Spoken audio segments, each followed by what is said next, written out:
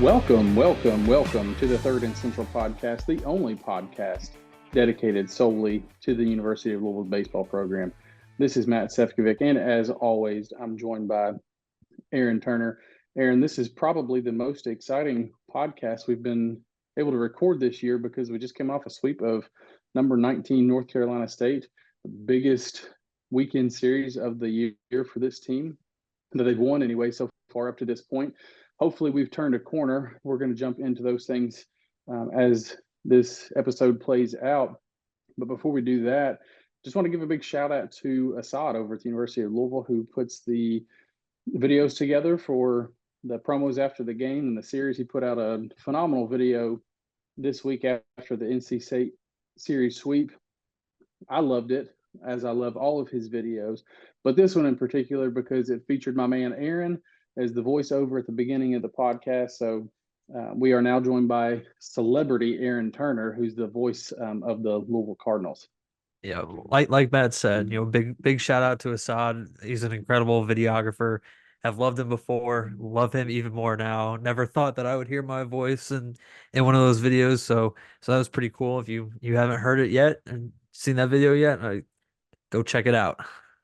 Yeah, and for somebody like us, guys that just do a Louisville baseball podcast, we're about as low on the total poll as we could get. So that's just huge for us, and we really appreciate everything that Assad does. So shout out to him, and thank you for including us in your amazing work, like Aaron said.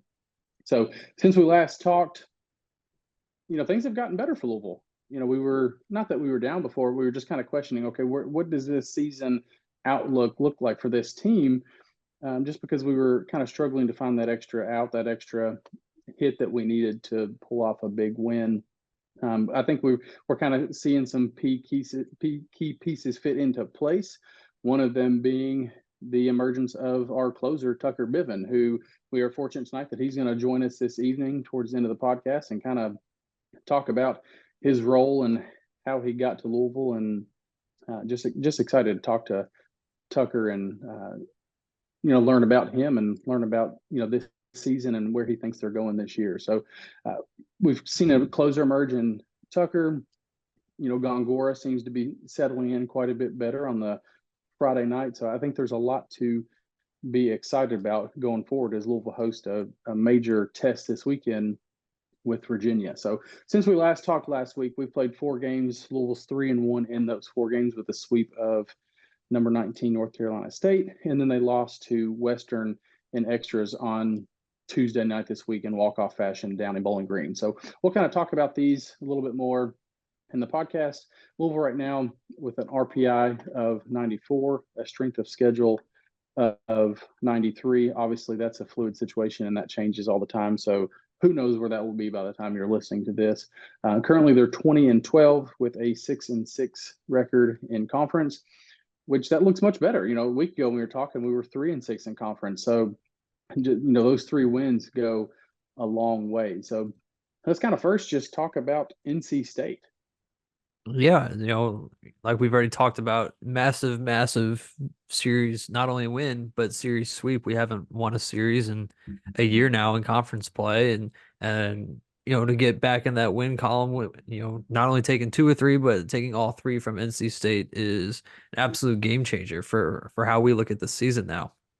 So coming into Friday night, you kind of expect Sam Highfill for NC State to come out and, give us a pretty good test. And fortunately for us, and unfortunately for him at NC State, he goes down and is not available Friday night. They need to roll with a bullpen game, and Louisville took advantage. We ended up winning that game 11-1 in run rule fashion. Sebastian Gongora threw all 7 innings, struck out 11, which is a career high. Just allowed 1 run on 3 hits. And he also won ACC Pitcher of the Week. So just a great dominant performance from him, something that we all knew that he had in him for a while now. And so it's great to see him come out and shove in the way that he did. Top to bottom, just a big effort from the lineup. You put up 11 runs. Everybody is logging hits. 8 players in the lineup logged hits. Eddie King, Zion Rose led the way. Dylan Hoy ends up getting the quote unquote walk off hit in the 7th inning to end it, end it early and send everybody home happy, and then come back out on Saturday looking for a series win, and that's exactly what happened. You walk away from Saturday with the final score of 7-6. All runs were scored early in that contest. Bullpen came up big, as they have in the past couple weeks. Jared Lessman, who Matt knows I'm very high on, big Lessman guy. He came in, retired 9 of the 10 batters that he faced. Stark got a scoreless eighth inning in there. Biven locked it down to the ninth for his second save of the year. Just a gritty win, a win that was very much needed to secure the series. Offense scored in a variety of ways. This is, true Dan McDonald baseball. This is what's got him to this point. This game was just very much get him on, get him over, get him in type baseball, and goes back to, that Dan McDonald Louisville style that we've all become accustomed to. And so, you come in on Sunday, you're looking for the series sweep. Carson Liggett made his return to the weekend rotation for the first time this year. Went down 1-0 early thanks to an NC State home run. Ryan McCoy ends up bringing home Luke Napleton to tie the game not long after that. And then Beard grabs the lead with a 2-run home run. Logan Beard is on fire right now at the plate. He's got 4 home runs in his last 6 games. So it's been nice to see him step up while some key pieces in the lineup haven't, shown up with the power necessarily, and also, you're missing a couple key bats in the lineup due to injury as well. So it's been nice to see, that team captain step up in a big way there for his squad. Eddie King with another RBI. Once again, Matt knows I'm probably the biggest Eddie King guy that's ever existed, and to see him, finally be able to play in all three ACC, excuse me, in all of the games for the weekend, played all three, came up big in all 3 games. I'm finally starting to see some stability in the lineup. I know that's something that we preached about all the time, is trying to find that stability, who is going to emerge. And I think that this squad and that this team is going to finally be the team that has that group of players emerge. And I think we're finally starting to get that clarity from this lineup. So that's really nice to see. And then once again, Tucker Biven comes on late in the game, works out of a jam in the eighth with a big strikeout, and then comes on in the ninth, works a pretty clean ninth, and further solidifies himself as the closer of this team. And to finally be able to have that kind of lockdown closer, that guy that you can turn to, get the ball too late, and that you can trust he's going to go out and get the job done, is very nice to have. I don't think it's something that we've had in a couple years now, and so to be able to have that defined role is a very refreshing sight to see as well. Yeah, I think you touched on a lot of really good points. A couple things I want to talk about is how we won all 3 games in a different variety of ways. And you kind of mentioned it. Friday night we had Gongora go for one of the best games in his career, and that's kind of a staple of a Dan McDonald and Roger Williams pitching staff, is they've got a Friday night stud. And to me, what was the biggest thing was the fact that we didn't have a single bullpen pitcher throw a pitch on Friday night. Now, the game ended early in 7 innings due to a run rule, but still that preserved our bullpen. When you've got a starter that can complete the game and you don't have to go to your bullpen at all for a single pitch, that just helps Saturday and Sunday out a lot, because everyone's available the next 2 days. And that's not something we have been able to see, this year. Something we've seen in the past with Roger Williams, his staff, the way he's built it on Friday night, but we haven't seen it this season. Now, I would say if that game did go into the 8th, we likely would have seen somebody come in out of the pen, because I think Gongora had just surpassed 100 pitches. And with a lead like that, I think they would have pulled him. But the fact that we didn't have a pitch thrown from our pen was massive going into Saturday and Sunday. Second thing I want to talk about is the lineup. We've preached it and preached it and preached it about how, just getting some consistency. And I think we've started to see that. We've seen the guys emerge that are going to emerge. And, you've seen Zion Rose, who is a guy we talked about preseason being a DH or a catcher. And we're seeing him in the outfield, which we mentioned it as a possibility, but I didn't think it was something we would see, extensive, meaningful innings from him during ACC play. But nonetheless, here we are, and he is just tearing the cover off the ball and looks really good in the outfield doing it. So to see those two things come together from a freshman catcher playing center field is pretty refreshing to see. Another thing I want to talk about, we saw with Elliott Avent, the North Carolina State's coach, a little gamesmanship from him. And Sean Moff talked about this on the radio over the weekend. They turn in their game notes for the weekend, and Friday night their starter is going to be Logan Whitaker, Saturday TBA, and Sunday's TBA. And Moth kind of went on a little tangent on the radio. We love Sean Moth. He's hilarious when he goes off on stuff. He was talking about how Avent's done things like this in the past. But Logan Whitaker did not throw on Friday night, nor did he throw on Saturday, nor did he throw on Sunday. And we didn't see Sam Highfield. So we kind of dodged a bullet seeing those two guys, but it's just the way Avent sends his roster in. So you build a lineup because you think you're going to see one guy and then he throws somebody else, but that's just him. That's typical.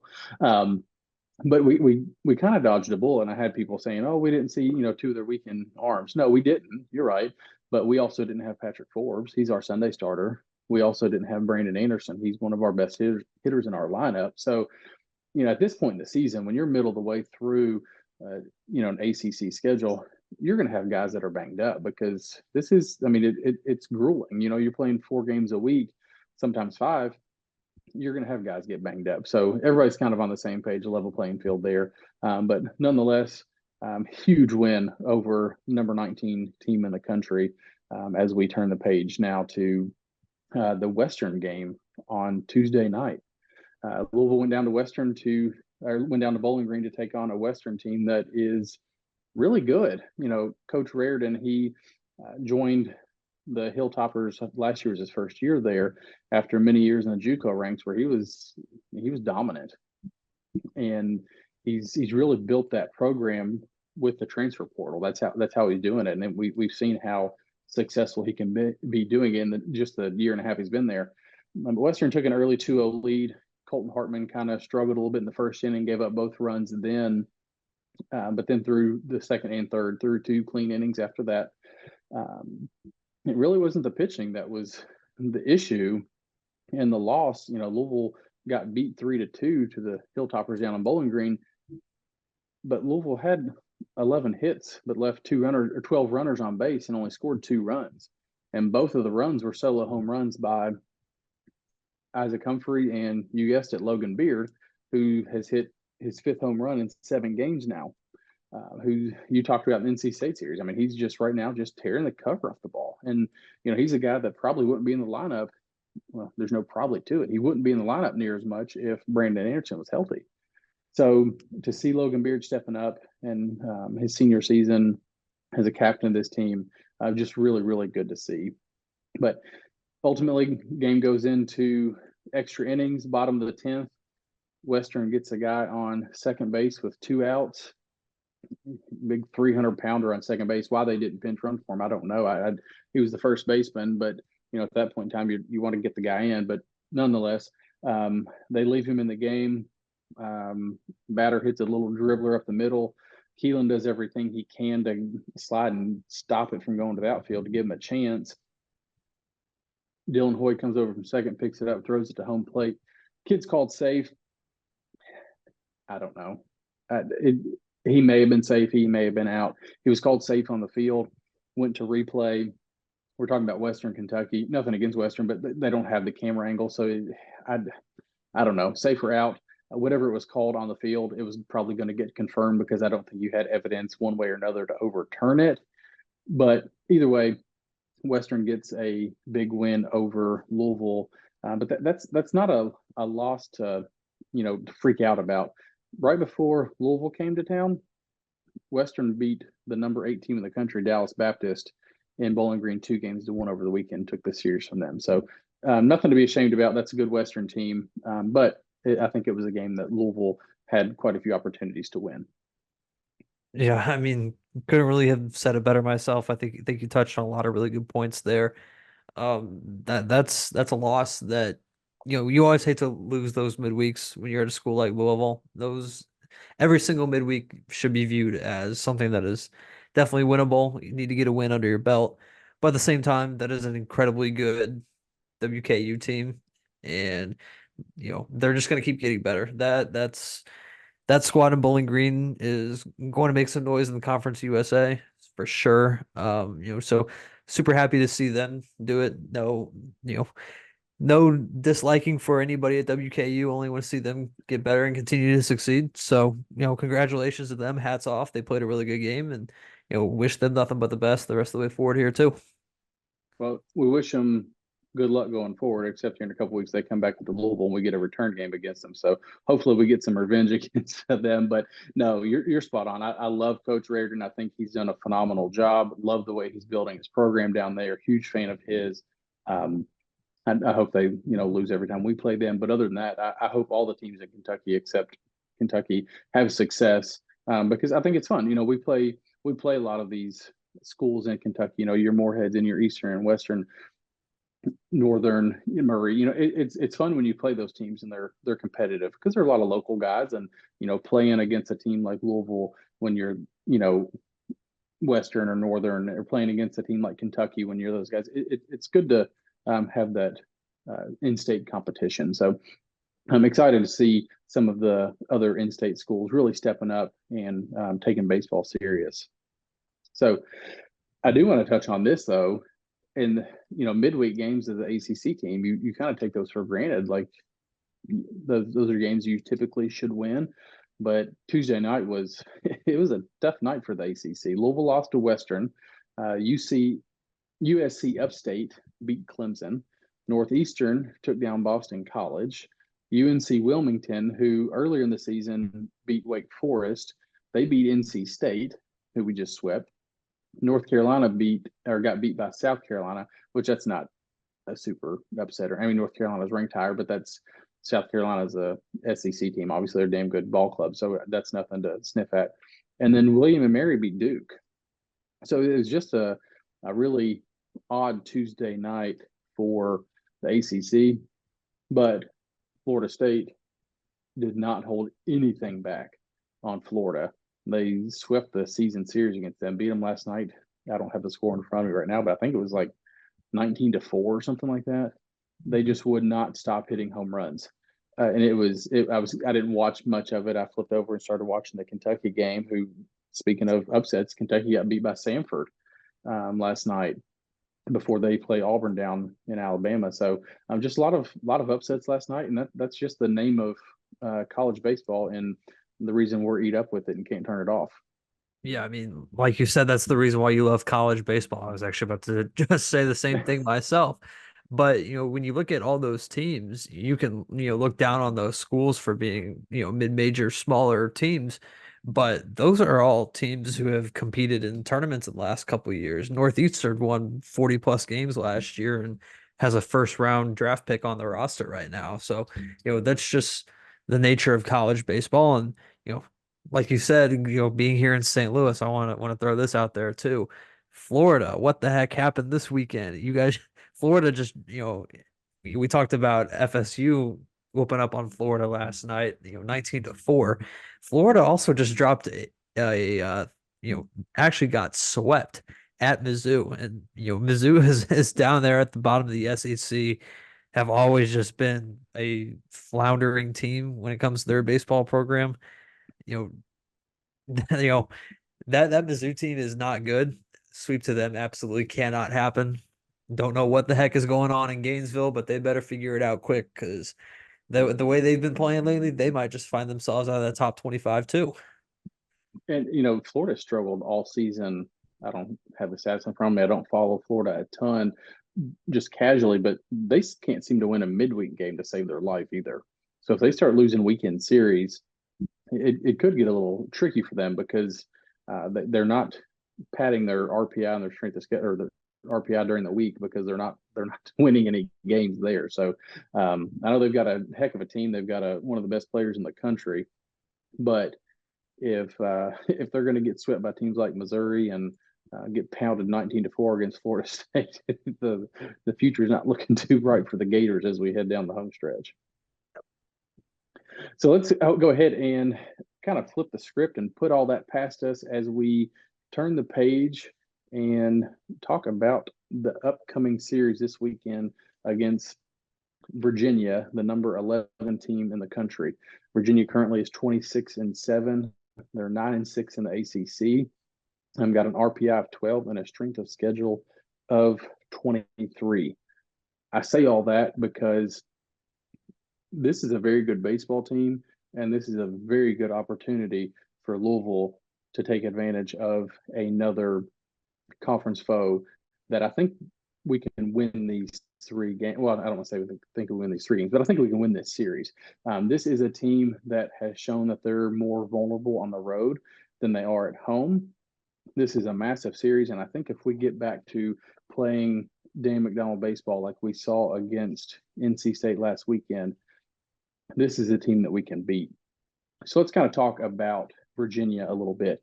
If they go with the same rotation that they went with last week, we're looking at Colin McKay. He's 2-1 with a 6.35 ERA.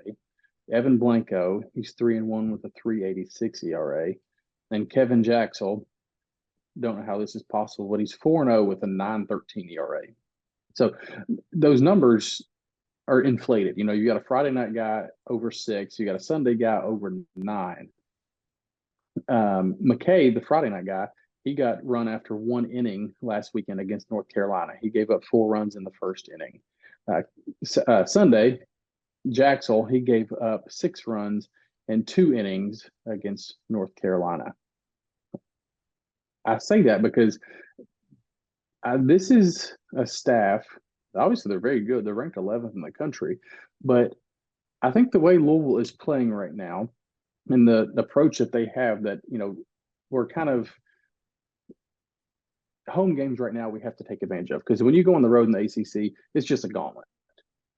So I think we have to take advantage of any home series that we have. And this team, I feel like they're kind of turning a corner right now.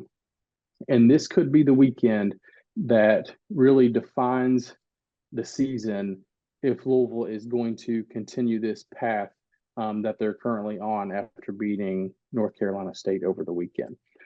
But nationally, the talking heads are talking about Louisville. They've taken notice. They've said, hey, Louisville just swept a ranked team at home.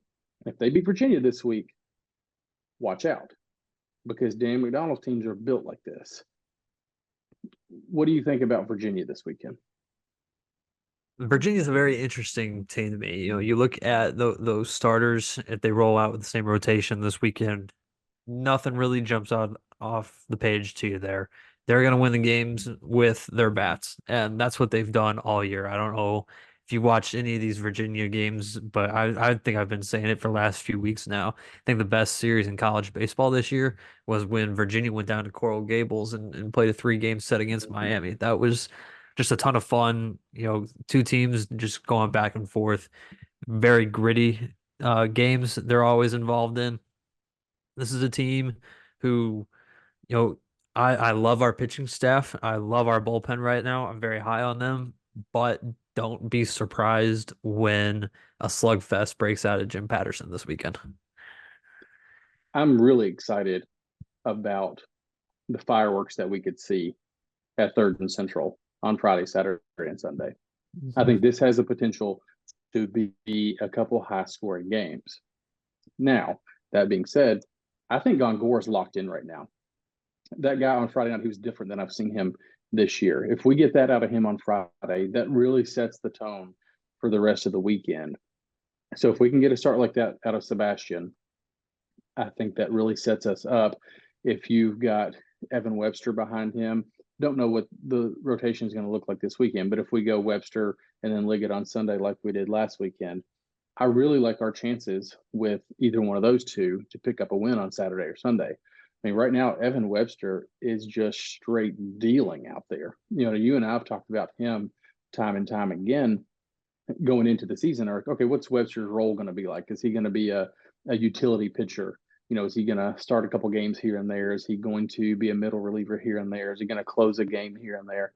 That dude's a starter, and that's where he belongs this year. I mean, he's got one of the best ERAs in the conference, and if we can get a quality start out of Evan Webster this weekend, I want to go ahead and say on record, if we get a quality start out of Evan Webster on Saturday, Louisville wins this series.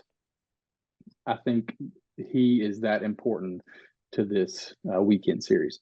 I do want to talk about their offense a little bit because you touched on it a little bit. They've got 6 starters above 300, but they've got a couple injuries. And second base is becoming a concern to them right now. Henry Godbout, who's batting 389, he's been hurt for a couple of weeks. And his replacement, Eric Becker, who's a freshman, got hurt against VCU on Tuesday night. So we don't know what his status is for this weekend. So if they've got the first 2 first basemen out, second baseman out. I'm not really sure what that looks like for the Cavaliers this weekend. Now, don't get it twisted. Brian O'Connor has developed that program that he's just got next man up mentality. So he'll find somebody in the dugout that can take their spot. But if they've got 2 bats out, I think that's something to keep an eye on. And defensively, I think that's something Louisville could potentially take advantage of. Freshman Henry Ford, don't know where they get these freshmen, but he's tearing the cover off the ball this year, hitting 370, 10 home runs. He's actually got a 26-game reached base streak right now. So hopefully that will come to an end on Friday, if not Saturday or Sunday. If you're listening, Henry, please help us out with that. And the second one I want to highlight is Harrison Didewick. He's hitting 323 and leads the team in home runs with 14 and RBIs with 47. So Ford and Didewick, I think, in my opinion, are kind of the 2 guys to keep an eye on in their lineup. Yeah, for sure. And they could have said it better myself. This is a stacked Virginia team from top to bottom. And, the pitching staff needs to come out and just continue to do what they have done. I do agree with you that I think that Gongora has become, otherworldly right now. He's gone from ace of the staff to ace of the conference. So definitely need to see him continue to step up, lead the charge on Friday, and definitely need to get the fans out and support. Everything else in college athletics is done now. It's just baseball. Weather's heating up, conference play coming off a sweep. Fans need to go out, support this team. Yeah, I was looking at the attendance the other day. I think all 3 games against NC State were a tad under 3,000, if I'm not mistaken. And I'd look for that to improve. Anytime you win a big series like that, fans start to come out. Weather's supposed to be nice this weekend. I know we're going up at least on Saturday. It's tough for us to get up to Louisville on Friday evenings, but I know we're going up at least on Saturday, and we've talked about possibly going on Sunday as well. So excited about spending at least one day at the ballpark and, hopefully bringing another big series win against Virginia, because this is the type of series that if Louisville wins this series, it completely flips our outlook on this season. It completely flips the team's confidence. They are, all of a sudden you were, 3-6 last week. If you sweep an NC State team, if you pull off an upset against a Virginia team, and somehow you get to 8-7 in conference after you're playing Virginia, things are looking up. Your RPI starts to skyrocket. Your strength of schedule obviously is going to improve regardless if you win or not. This is a big series. I don't think it's outlandish to say that this is possibly the biggest series of the season, at least up to this point, and potentially the whole season, because I think this could be what is the turning point for the remainder of the schedule. So let's go ahead and switch gears and kind of turn things over now that we've talked about, the past week and the weekend ahead. There's been a lot going on in pro ball as well. And I know this is where you love to talk about our guys, and there's been a lot going on. Will Smith hit his first home run last night, but he's not the only one. If you follow Aaron on Twitter, which if you don't, I definitely encourage you to do, because it's a kind of one-stop shop to keep up with all these guys. I'm just amazed with all the guys we have in the pros and everything they're doing. So kind of catch us up on what everybody's doing right now. There's a lot going on. Major League Baseball has started. AAA season started right after they did, and now rest of minor league baseball is in full swing. Got all of our guys playing ball now. Super fun to follow. A couple, of the bigger storylines here as of right now that when we are recording, Will Smith currently leads the league in both average and in hits. He's currently hitting 412, which is best among qualified hitters, as well as 22 hits, leads the league. So, coming off that big contract extension, he's showing why he deserves it. And then, keeping around in Major League Baseball, you got Tyler Fitzgerald, who has kind of stepped into a utility role for the Giants. He's played a little bit of everywhere now. They've even had him at first base. Seen him in center field, shortstop, third base. Saw him on the mound one day, like we talked about last week. Coming off of a career game so far in his young major league career today, he went 3 for 3 with double, 2 runs scored, had an RBI and 2 stolen bases. Just kind of doing everything for the Giants right now. Everybody in San Francisco loves Tyler, and I'm glad that he finally got his shot, because there was a time where I think I was telling you that Tyler's coming up soon. He's got to come up soon. Got to come up soon. And I'm glad, super happy for him that he's finally found a home on a major league roster, and he definitely deserves it. And speaking of promotions, we do have our first promotion of the year. Adam Wolf got called up to AAA last week. So far, he's made 3 appearances out of the bullpen for the Toledo Mud Hens, who also do make frequent trips to Louisville. So if you do see the Toledo Mud Hens on the Louisville Bats schedule, you might just see Adam Wolf come into a game or two while he's here back in town. So far, he's made 3 appearances, through 4 and 3rd innings so far, and only allowed 1 run. So he's a guy who kind of always flown under the radar. But I think this year might be his year to crack the major league roster in Detroit. I do want to touch on Tyler Fitzgerald since you talked about him, and we're obviously big Fitzgerald fans and always have been. But Aaron, I'm going to blame a lot of this. Well, I'm going to blame all of this on you, not just a lot of this, but I'm going to blame every single bit of this. And you know where I'm going. Aaron got me hooked on baseball cards not too long ago, and it's become a problem. It's become a problem in my household now. My wife yells at me and things like that. So, but Tyler Fitzgerald was a guy that I have not yet, or hard to come by, or they're expensive. And Aaron tells me it's because there's not many of them. So if Tops or anybody out there is listening to us, please produce more Tyler Fitzgerald cards. We need more of them because I want the price to come down on them so I can afford multiple Tyler Fitzgerald cards. So, but no, happy to see Tyler. I loved your video you posted of him. I think it was yesterday, where he stole second, stole third, and then scored on a single. So it's not super common that you see guys in Major League Baseball steal third base, but he took that trick out of Dan McDonald's book and took it up to the major league level with him. Yes, he did, and I would like to apologize to Matt's wife for getting him hooked on baseball cards. Like he said, that is 100% my fault. I take responsibility for it. Well, she tells me it's okay because she says it's cheaper than bourbon. So I've got my collection of bourbon will keep me afloat for quite some time.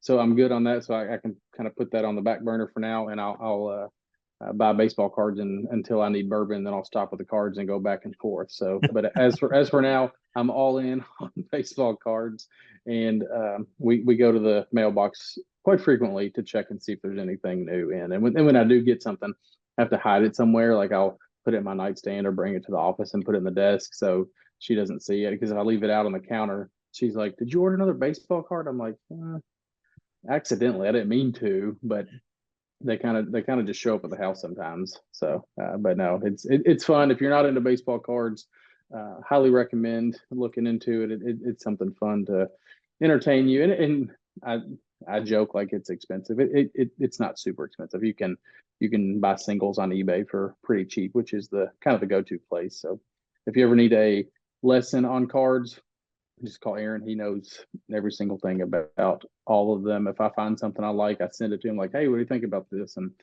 he'll say yes, no, or "I like this about it, I don't like that about it." So he's kind of my bookie for my baseball cards, if you will.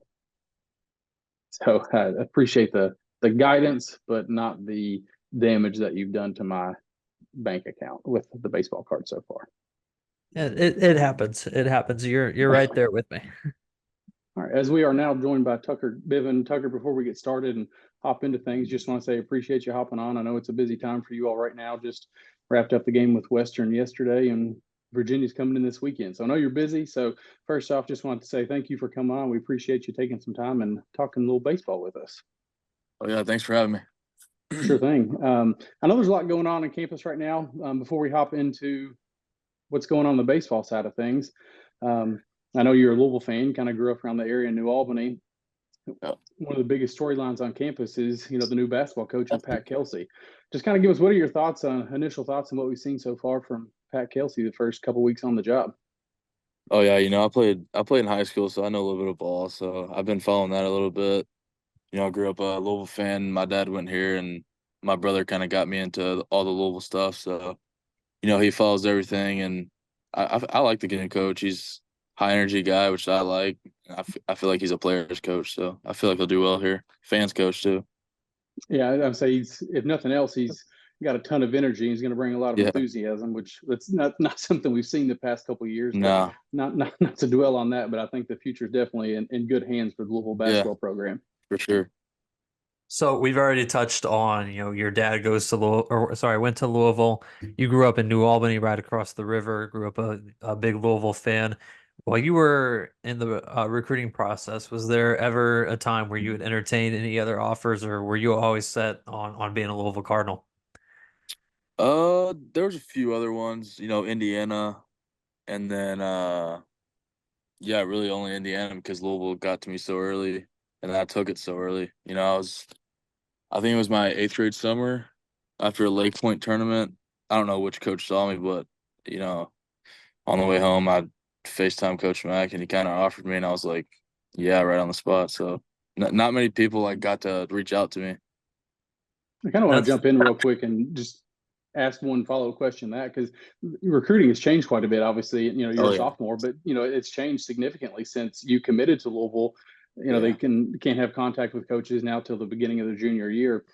You went through the process when it was obviously much different. You could communicate earlier. What are your thoughts, and how do you think that would have changed your recruitment, if at all? I feel like it's a good thing, honestly. Young kids, they don't.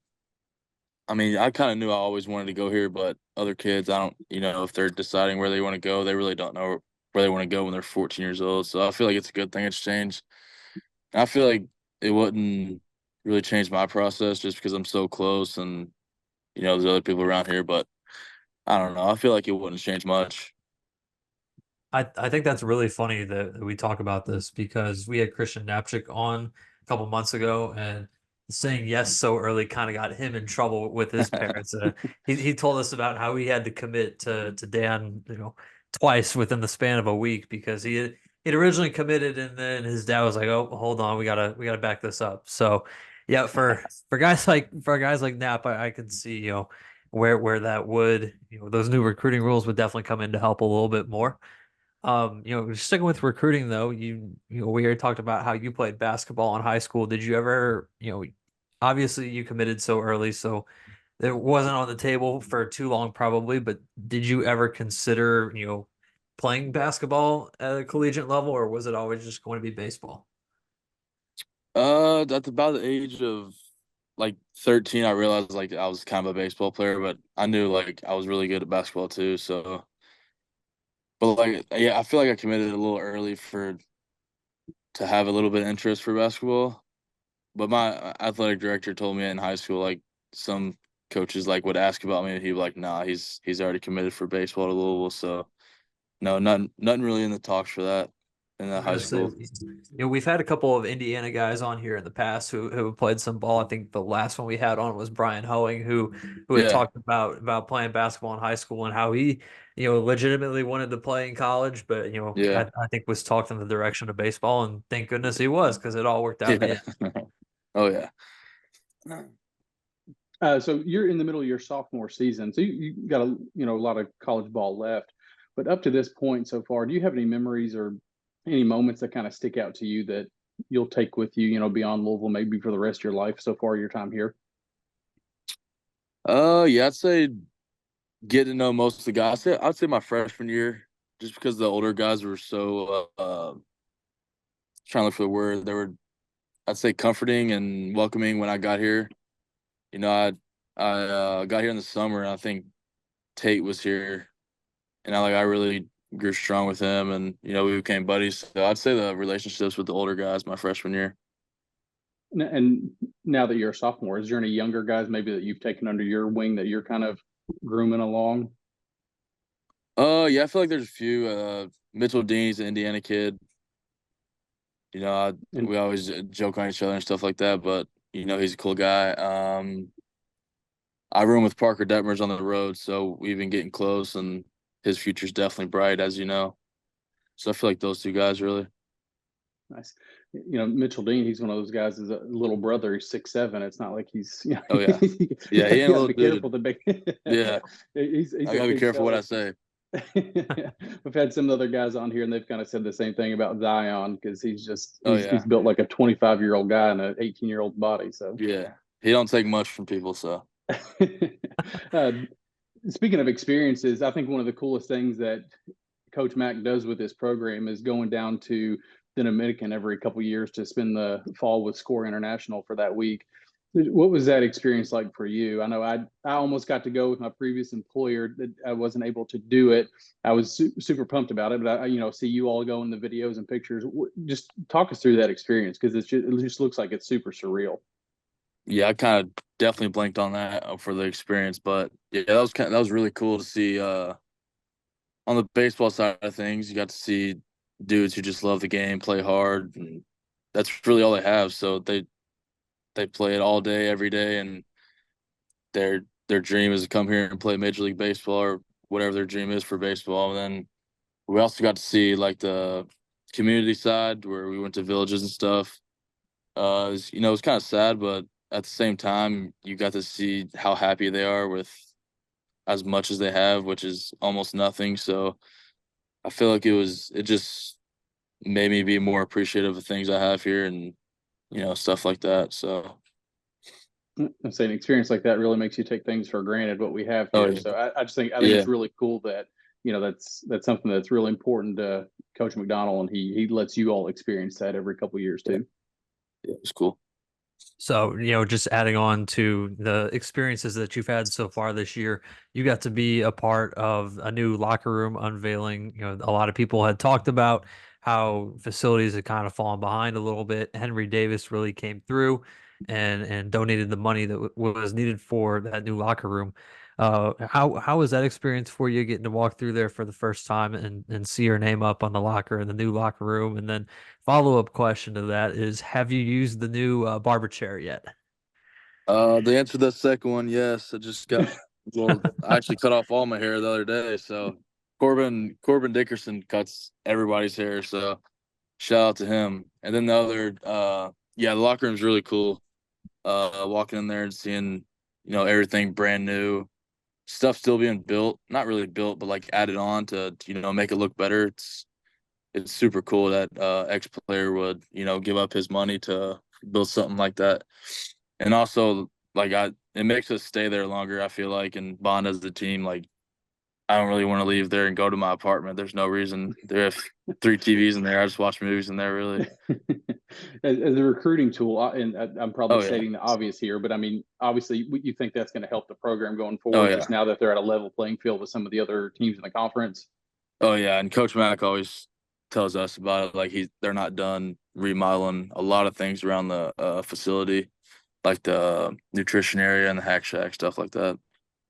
Good deal. It's good to see those things because you see some of it Yeah. going up around the conference, and now we're getting to see some of it right here on our home turf, which is a good Oh thing yeah. to just continue this upward trajectory of Louisville baseball. So glad to see it Yeah. happen here, and glad to see Nice. guys like Henry Davis step up.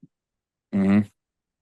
So let's kind of talk about your role since you've been here, a year and a half so far. You've had quite a few different roles. You've been a relief pitcher. You've started a couple games, played a little defense, hit a little bit, and now, as of recently, you've kind of assumed the closer role. Yep. Do you have a favorite position role that you've had amongst that group so far in the year and a half you've been on campus? Honestly, I'd say the closer role, just because you're coming in with a tight game. It's almost like everything's on you, and I kind of like that. It gets your heart going. I'm in the bullpen getting the jitters, so I feel like the closer role is definitely my favorite so far. Yeah. Well, Aaron and I talked last week, and Coach Mack does this every year. It's no secret. He tries guys out, and starting pitching, first base, catcher, every single position, Yeah. closer. There's no exception. He's going to give multiple guys the opportunity to fill that, whatever position it is. And Aaron and I talked last week on the podcast, and we're like, we think Tucker's that guy. He's the closer that we want to see at the back end of the bullpen. And NC State, we saw you out there a couple times, and it was refreshing to see. And I'm sure that obviously it sounds like you enjoy that role. So I'm glad to see that it's working well for you, and it's as fans, it's working well for us. So it's a win-win for all of us. Yeah. I kind of touched on. Oh, go ahead.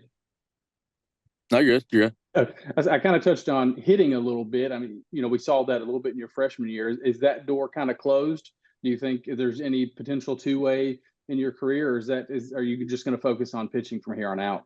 Yeah, I feel like that's closed. I went to Coach Williams and Coach Mack. I think it was early fall, and I was just kind of like, I feel like at the next level, I'll probably be a pitcher. So I think it's just time to focus on pitching, get my stuff done there. It's just so hard being a two-way, getting your extra stuff done in both of those areas. So I feel like focusing on pitching was just my main priority, and they were kind of on board with that. Not at first, because I tried to do it before that, and they were like, stick through it, see how it goes. And then I was just kind of like, I just kind of want to focus on pitching. So they're very supportive. Obviously, we've seen it be successful, but it's few and far between for somebody to be, an elite two-way guy on both sides. Obviously, there's one guy that's come through Louisville that we all probably know. Not everybody's Brendan McKay. So yeah, Brenda did very well with it, but it's very challenging. I mean, to put the time in both hitting and pitching, and it's just tough to do. So you see most guys kind of fit one or the other. So just kind of curious to see where you were thinking about going in the future, but the closer role looks like it's a damn good role for you. Oh yeah, I'm excited about it too. Just thinking about pitching, and now that we're there, Louisville's put out a number of very good professional pitchers. Especially in recent years, you've got Bobby Miller, Reed Detmers. Just to name a couple of them. Including those guys, or on a grand scheme of things, when looking around the entire league as a whole, is there any pitcher in particular that you try to model your game after?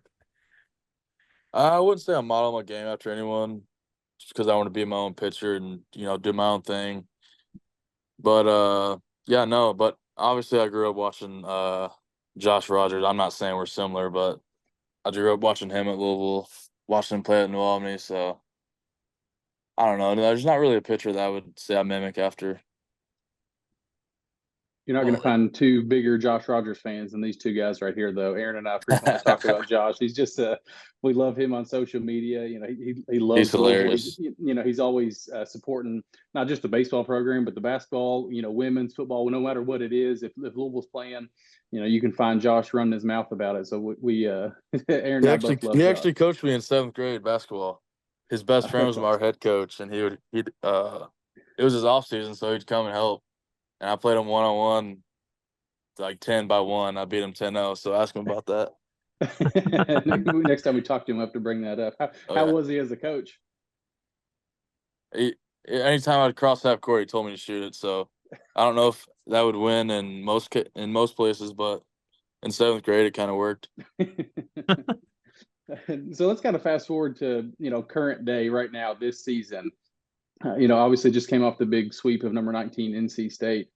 What has that done for this team's confidence, going forward? Because, before this weekend started, 3-6 in conference, got off a little bit of a slow start, but then all of a sudden you sweep a ranked team, and now we're back to 500 in conference play, and you're right back in the thick of things. So what has that series done for the conference or the confidence going forward? I feel like it just shows that, we're in the mix. People say we're in down year. We're just not. I don't know. I know we're winning were we winning every game during Wake Forest at one point? I believe so, yes. I think we were winning maybe all the Florida State games at one point. I don't know about Sunday for sure, but, it's not like we've been getting blown out by these teams. We're right in there with them. It's just one swing of the bat, one pitch, really. So I feel like that's just boosting our confidence. And Coach Mack always says, "Don't worry about results," but I feel like that let us see a result, and it built our confidence in a good way. So I feel like it boosted our team as a whole. And this conference and this year is no different. Every year in and year out, the ACC is one of the best conferences all of college baseball. You look down the schedule and it's like, okay, we played a ranked team last week. Oh, we got a ranked team coming in this week. You got Clemson coming up. You got North Carolina coming up. It seems like it just never ends. There's not a lot of room for error, for sure. And same thing like the Western game last night. That's people look at the schedule and they're like, oh, it's a loss to Western. That's a very really very good Western Kentucky baseball team. That team, I mean, they just beat number 8 Dallas Baptist over the weekend, 2-1. Yeah. So that's no slouch of a team. So the margin for error in college baseball when you get to this level is so small. It's just one hit, one pitch. That's all it takes. So glad to see you all get back on track against NC State. Hope to see that momentum carry forward this weekend against Virginia. Mm-hmm. Me too. So, Tucker, that's all we've got for you tonight. We really appreciate you hopping on with us. Like I said, I know you're a busy guy in between games and practice and schoolwork and everything. So appreciate you hopping on with us tonight, and good luck this weekend against the Cavaliers. Oh, yeah. Thanks for having me. I appreciate it. All right. Appreciate you, Tucker. Yep. Thank you. Thank you. All right. One more time, I just want to thank Tucker for coming on. Like I said, I know they're super busy this time of season. We're right in the thick of conference games. And just came off the midweek against Western, and he took time away to kind of sit down and talk to us baseball nerds. So we just appreciate Tucker coming on as we head into this big series against Virginia. Again, I just can't state how massive this is as the program tries to turn the page and get back on track and get back to playing that vintage style of Dan McDonnell baseball that we've seen for the past 17, 18 years. So hopefully this is the weekend that continues. Louisville can pick up at least 2 wins, take this series, and you never know where the season will go after that. But in the meantime, Aaron, go ahead and tell us where they can find your work.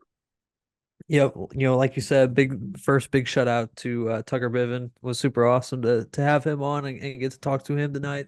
But as far as where you can find my work, if you're not doing so already, head on over to Twitter and go give a follow to the Louisville Baseball Alumni account page. Just putting out daily, almost hourly updates on who's doing what around the pros. So once again, appreciate all the support that I get over on that page. Appreciate everybody who likes and comments and follows me. Yeah, and you can find our account on Twitter at Third Central Pod. You can find me personally at Matt Sefcovic, and my written work on Card Chronicle. Again, let's pack Jim Patterson Stadium this weekend. Big series, massive for this team because this is their last home ACC series, but it's the last of this home stretch right now before they head down to Miami for the next conference series. So we need to get a couple wins before we head back on the road. So in the words of Sean Moff, we will see you at the ballpark.